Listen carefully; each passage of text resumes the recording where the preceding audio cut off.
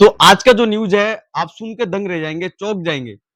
आपने बहुत सारे न्यूज़ सुने होंगे, कभी कुछ हो गया, कभी कुछ हो गया, कभी ड्राम वाला केस सुन लिया, कभी कभी आपने मेघालय वाला केस सुना है, लेकिन जो ये वाला केस है, ये सुन के आप चौंक जाओगे।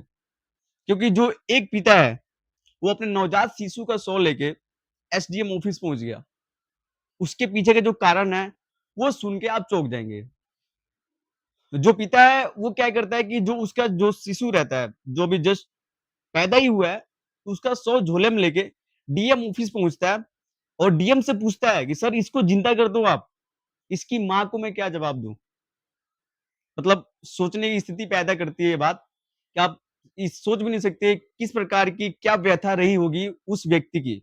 ये बात सुनते ही जो वहाँ के डीएम हैं, उन्होंने तुरंत एक्शन लिया तत्काल प्रभाव पे, अपने दल बल को वहाँ पे भेजा।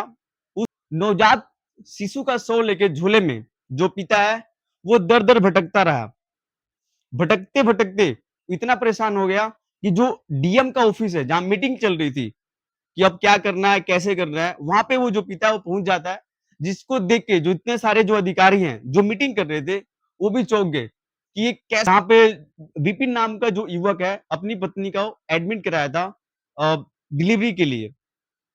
लेकिन कुछ समय बाद ही उसका शिशु पैदा होता है, तो मृत हो जाता है वो। और उसमें जो लापरवाही बताई जाती है, वो जो हॉस्पिटल है उसकी बताई जाती है।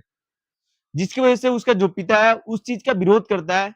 वो कहता है कि आप लोगों की गलती है, जिसको वो अनसुना करता है और अनसुना करते-करते वो इतना बात बढ़ जाता है कि वो क्या करते हैं, उसकी माँ को, जिसको भी ट्रीटमेंट की ज़रूरत है, जिसको अभी कम से कम 2 से 4 दिन हॉस्पिटल में रखने की ज़रूरत है, उसको भी निकालते हैं।